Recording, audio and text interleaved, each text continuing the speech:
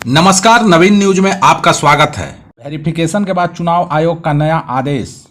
पटना में मतदाता सूची के पुनरीक्षण के दौरान चुनाव आयोग ने उन सभी मतदाताओं से दस्तावेज जमा करने को कहा है जिन्होंने पहले केवल गणना प्रपत्र जमा किए थे। शहरी क्षेत्रों में ऐसे मतदाताओं की संख्या अधिक है। 2003 की मतदाता सूची में जिनका नाम है उन्हें दस्तावेज जमा करने की आवश्यकता नहीं है।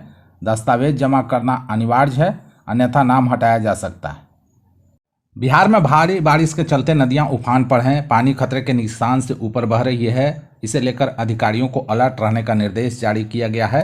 राज्य के सभी जिलों में वर्षा की संभावना जताई गई है। मौसम विभाग की ओर से माने तो राज्य के 5 जिलों में भारी बारिश की चेतावनी जारी की गई है। मौसम विभाग का कहना है कि पूर्वी चंपारण और पश्चिमी चंपारण में बहुत ज़्यादा भारी बारिश के संकेत हैं। शिवहर, गोपालगंज और सिवान में भी भारी वर्षा के आसार हैं। इन जिलों में 30 से 40 किलोमीटर प्रति घंटे की रफ्तार से तेज हवा चल सकती है। मेघ गर्जन और वज्रपात का भी अलर्ट जारी है। मौसम विभाग की ओर से राज्य के सभी जिलों के लोगों को वज्रपात से अलर्ट रहने की सलाह दी गई है। अभी राज्य में वर्षा की स्थिति अगले 5 दिनों तक लगातार बनी रहेगी। हालांकि मंगलवार से मानसून के कमजोर होने की संभावना बन रही है। राजद अध्यक्ष लालू प्रसाद यादव के रेल मंत्री रहते हुए जमीन के बदले नौकरी देने के मामले की जांच कर रही केंद्रीय जांच ब्यूरो ने आरोप लगाया है कि बिहार के रहने वाले एक शख्स ने अपने बेटे को रेलवे में नौकरी दिलाने के लिए साल 2005 में अपनी 2 जमीनें तेजस्वी और तेज प्रताप को गिफ्ट डीड कर दी थी। ये जमीनें लालू यादव के दोनों बेटों के नाम तब लिखी गई थी जब वे नाबालिग थे। सीबीआई ने कोर्ट में दाखिल अपनी चार्जशीट में आरोप लगाए हैं और दावा किया है कि ऐसा रेलवे में नौकरी पाने के लिए किया गया था। सीबीआई ने लैंड फॉर जॉब घोटाले में दायर चार्जशीट में लालू यादव, उनकी पत्नी और बिहार के पूर्व मुख्यमंत्री राबड़ी देवी और उनके बेटे और पूर्व उप मुख्यमंत्री तेजस्वी यादव और बड़े बेटे और पूर्व मंत्री तेज प्रताप यादव समेत अन्य के खिलाफ कई गंभीर आरोप लगाए हैं। बक्सर में गंगा नदी के बढ़ते जलस्तर ने उसकी सहायक नदियों को भी उफान पर ला दिया है। कर्मनासा नदी का रौद्र रूप देखने को मिल रहा है, जिसके कारण बक्सर मोहनिया स्टेट हाईवे पर लगभग 2 फीट तक बाढ़ का पानी बह रहा है। यह खतरनाक स्थिति चौसा थाना क्षेत्र के अखौड़ीपुर गोला के पास बनी हुई है। यह हाईवे बक्सर को वाराणसी से जोड़ता है और इस जिले के लाइफलाइन कहा जाता है। सड़क पर पानी भरने से सैकड़ों लोगों का आवागमन जोखिम भरा हो गया है। करीब 2 फीट पानी होने के कारण पैदल चलना, साइकिल और बाइक से गुजरना बेहद खतरनाक हो गया है। सुबह के समय यह खतरा और भी बढ़ जाता है क्योंकि पानी में सड़क का अंदाजा लगाना मुश्किल होता है। स्थानीय लोगों का कहना है कि सड़क के दोनों ओर गहरी खाइयां हैं। जब सड़क पर पानी भर जाता है तो समझना लगभग असंभव हो जाता है कि सड़क कहां है और खाई कहां। इससे राहगीरों के गिरने का खतरा बना रहता है। कई स्कूली बच्चे भी इसी जोखिम भरे रास्ते से होकर जाते हैं। एसडीओ अविनाश कुमार ने बताया कि स्थानीय सीओ को सुरक्षा के दृष्टि से आवश्यक कदम उठाने के निर्देश दिए गए हैं। उन्होंने कहा कि जिला प्रशासन हालात पर लगातार नज़र बनाए हुए है। हालांकि ग्रामीणों का कहना है कि प्रशासन की तरफ से अब तक कोई ठोस कदम नहीं उठाया गया है। बिहार के सरकारी स्कूलों की व्यवस्था सुधारने की सारी कोशिशें विफल साबित हो रही हैं। समय पर बच्चे स्कूल पहुंचे और समय के साथ घर जाएं, ऐसी व्यवस्था बनाने की सारी कोशिश धड़ी की धड़ी रह जा रही है। शिक्षा विभाग के अपर मुख्य सचिव एस सिद्धार्थ के निरीक्षण में इस बात का खुलासा हुआ है कि बच्चे समय के बाद स्कूल पहुंचते हैं और समय से पहले ही घर प्रस्थान कर जाते हैं। इसे लेकर अपर मुख्य सचिव ने कहा कि सभी विद्यालय में अच्छी गुणवत्ता के लाउड स्पीकर की उपलब्धता हो। विद्यालय शुरू होने के 15 मिनट पहले प्रधानाध्यापक लाउड स्पीकर से बच्चों को विद्यालय आने के लिए सुनो घंटी जी, स्कूल की ओर चलो, स्कूल तुमको पुकारे 2 मिनट के अंतराल पर 2 बार बजाएं, ताकि बच्चे निर्धारित समय पर विद्यालय पहुंचे और चेतना सत्र में उपस्थित हों। चेतना सत्र शुरू होने के पहले विद्यालय का मुख्य द्वार बंद करें। जो विद्यालय विलंब से आए उन्हें बताएं कि दूसरे दिन लेट आने पर प्रवेश नहीं मिलेगा। अभिभावकों को भी इस बारे में जानकारी दें। विद्यालय के प्रधानाध्यापक शिक्षकों की सामूहिक जिम्मेदारी होगी कि चेतना सत्र में सभी बच्चों के नाखून, सुसज्जित बाल, साफ सुथरा पोशाक, स्नान करके आना, इसको देखें और आवश्यक निर्देश दें। झारखंड की राजनीति के सबसे सशक्त स्तंभ और झारखंड मुक्ति मोर्चा के संस्थापक संरक्षक शिबू सोरेन का दिल्ली में निधन हो गया। 81 वर्षीय दिसोम गुरुजी पिछले 1.5 महीने से किडनी संबंधी समस्या से जूझ रहे थे और लाइफ सपोर्ट सिस्टम पर रखे गए थे। सुबह डॉक्टरों ने उन्हें मृत घोषित कर दिया। शिबू सोरेन, जिन्होंने झारखंड को अलग राज्य का दर्जा दिलाने के लिए वर्षों तक संघर्ष किया, 3 बार राज्य के मुख्यमंत्री बने। 2005, 2008 और 2009 में मुख्यमंत्री पद संभालने वाले सोरेन केंद्र में मंत्री भी रहे और कुल 8 बार लोकसभा तथा 3 बार राज्यसभा के लिए निर्वाचित हुए।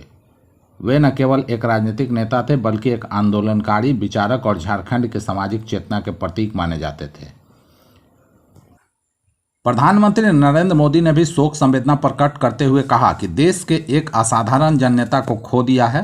प्रधानमंत्री ने मुख्यमंत्री हेमंत सोरेन से फोन पर बात कर शोक व्यक्त किया।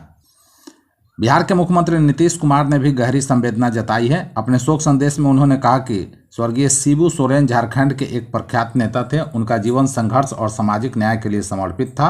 उनके निधन से पूरे देश की राजनीति को अपूरणीय क्षति पहुंची है। बागेश्वर सरकार उर्फ धीरेन्द्र कृष्ण शास्त्री के खिलाफ सोशल मीडिया प्लेटफॉर्म पर पोस्ट करने के मामले में एक प्रोफेसर पर एफआईआर दर्ज हुई है। प्रोफेसर ने धीरेन्द्र कृष्ण शास्त्री को महिला तस्कर बताया था। ये मामला छतरपुर जिले के बमीठा थाना में मामला दर्ज हुआ है।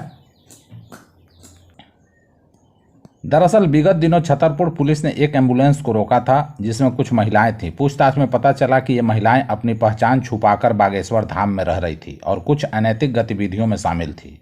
इस घटना का एक वीडियो सोशल मीडिया पर वायरल हुआ था। इसी वीडियो को शेयर करते हुए प्रोफेसर रविकांत ने अपने पोस्ट में लिखा, नॉन बायोलॉजिकल प्रधानमंत्री नरेंद्र मोदी की ओर से घोषित छोटा भाई धीरेन्द्र शास्त्री धर्म की आड़ में महिला तस्करी कर रहा है।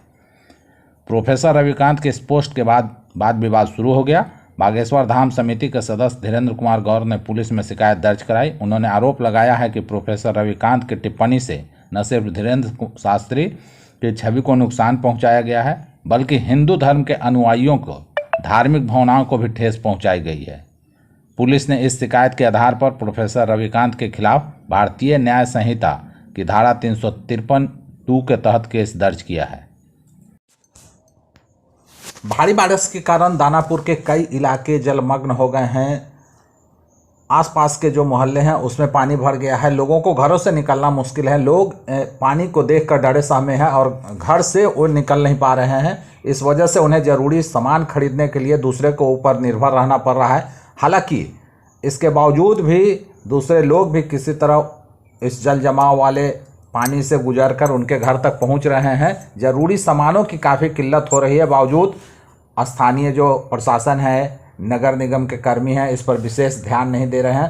पूरा का पूरा सिस्टम, ड्रेनेज सिस्टम फेल है और इस वजह से जिस तरह से आप स्थिति देख रहे हैं कि किस तरह से ये घर के आधा दरवाज़ा तक डूब चुका है, लोग कैसे अंदर रह रहे हैं, ये बड़ा ही मुश्किल है। और ऐसे समय में हालांकि अभी ज़्यादा 2 दिन से ही बारिश हो रही है और अगर ऐसी हालात बनी रही तो पता नहीं इन कॉलोनियों में रहने वाले लोगों का क्या हाल होगा।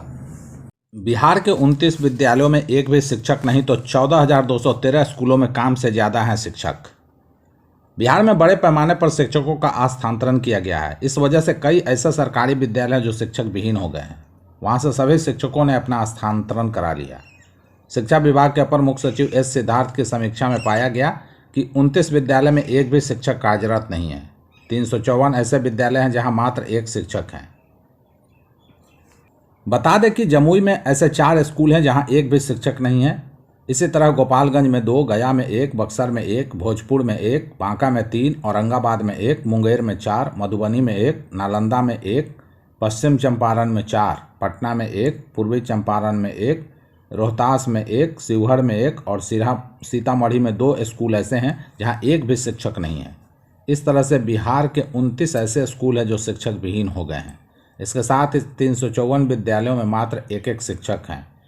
2977 विद्यालयों में 2 शिक्षक हैं जबकि 14,213 ऐसे विद्यालय हैं जहां शिक्षक छात्र का अनुपात से अधिक शिक्षक पदस्थापित हैं। और आपको जानकर यह हैरानी होगी कि पटना जिले के मनेर प्रखंड में कई ऐसे स्कूल हैं जहां पर शिक्षकों से कम छात्रों की संख्या है।